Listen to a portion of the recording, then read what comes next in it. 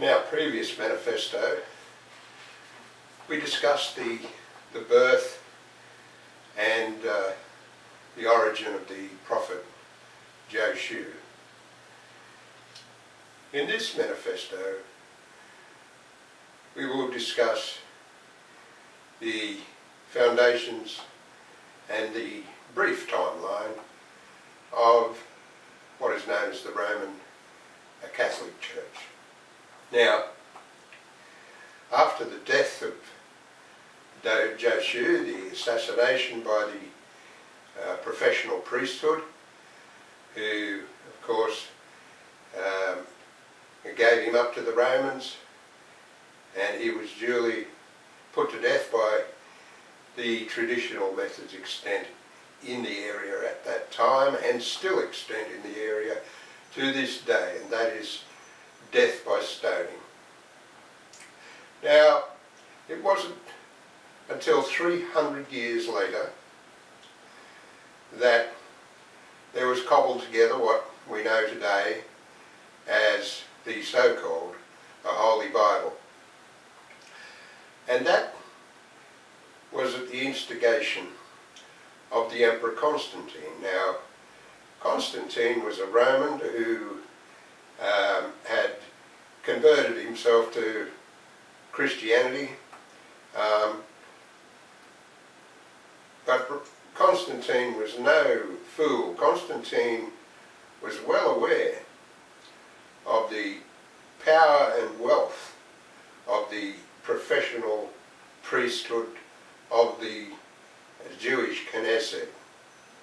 And so he realised that by establishing this professional priesthood that he termed the Holy Church of Rome, he could, by enslaving the masses to give up their wealth, he could amass great wealth and great power.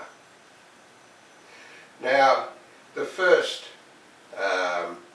adventure that this new Pope of this new Holy Roman Church, a church, the student is well aware, supposedly a church or religion of peace, based upon a God of peace, having a foundation of the teachings of a prophet of peace.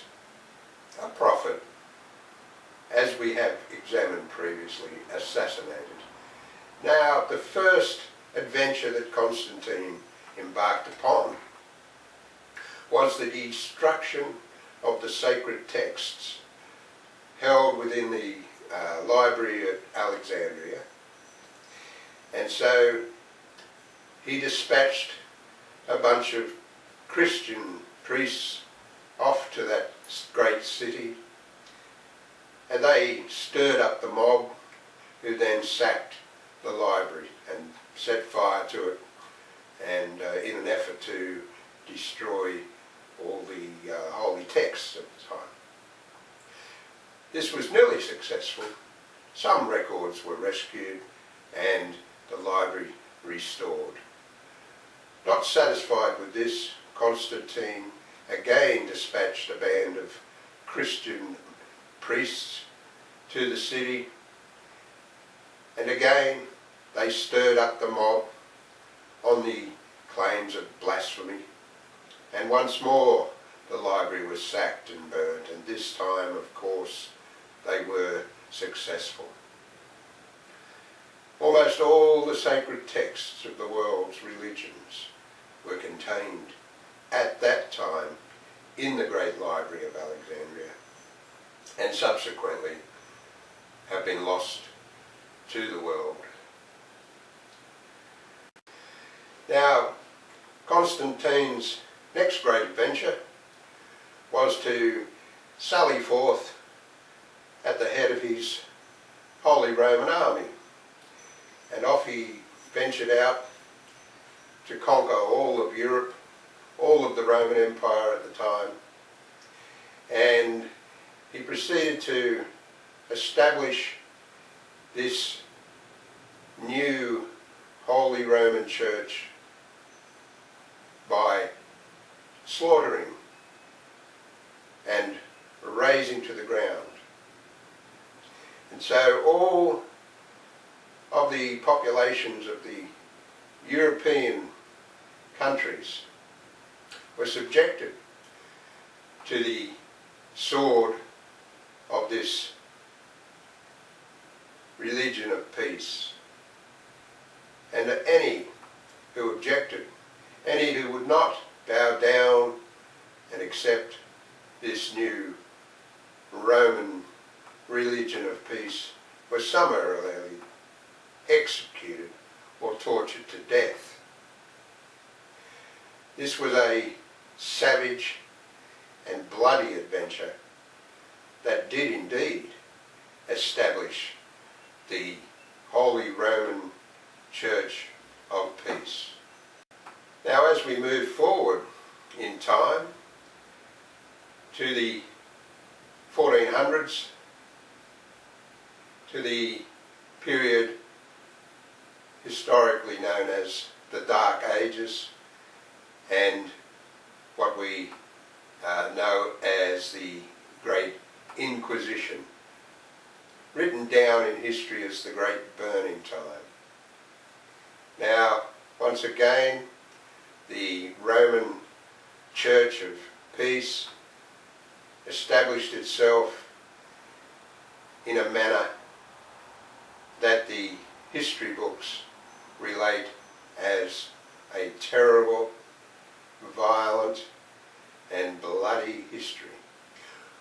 In that time, some 120,000 innocent souls were either tortured to death, put to death by the sword, or burnt alive at the stake. And of that 120,000 odd innocents, 75% of them were women and children. Not content with this debauchery, the Spaniards then sailed off across the oceans and landed themselves in the Americas.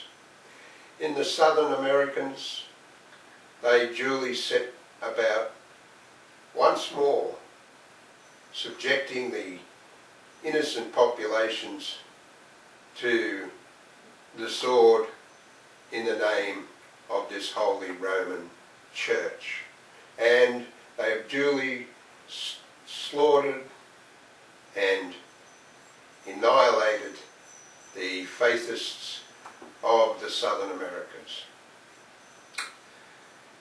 And another Spaniard, Christopher Colombo, sailed off also and landed in the Middle Americas. Upon doing so, the colonisation of that region began, and so began also the bloody slaughter of the faithist tribes of the Middle Americas, who refused to accept this Roman religion of peace, and on their refusal they were summarily slaughtered and their way of life annihilated. We must not also forget a period of history known as the Great Crusades, wherein once more this Christian religion of peace sallied forth and assaulted the Holy Lands. Now, these crusades were made up of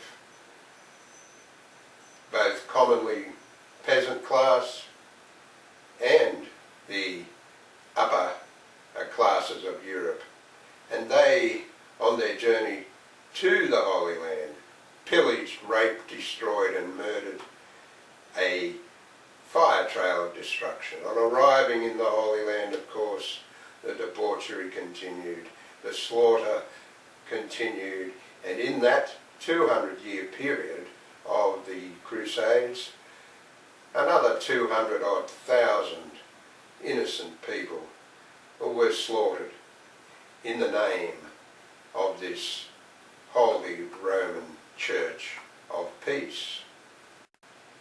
In our modern times, of course, this Roman Catholicism has established itself quite solidly in the world, particularly in the Western world, where it continues to this day to proclaim itself and its God as a God of peace, and proclaim that its foundations are based upon the prophet of peace, Joshua, the assassinated one. But yet we see today, even now, that these self-styled Christians are still happy to march off to war, still comfortable with the concept of slaughtering their brothers and sisters and their children in the name of their supposed God of peace. Now, as the student is well aware, on studying the previous manifestos on the life and times and origins of the prophet Joshua, that the precepts that he had given to the world have nothing in common with today's Holy Roman Catholic Church and its God, who seems to, on the one hand, proclaim himself a God of peace, and yet is quite happy engaging in the most violent and despicable acts of death and destruction. It is not our role as students of history and cosmogony and cosmology to be judgmental. We do not adopt a judgmental stance in any of our endeavours. We let history speak for itself. For in the records of the historical past, there can be no denying the facts. The facts, of course, stand for themselves, and the naysayers may shout loudly and proclaim their innocence, but facts are facts, and we will let history be the record keeper and storyteller. I thank you, and till next time, may the blessings of the All-Highest Creator, Elohai, be ever with you in your endeavours, in your journey through our times of darkness.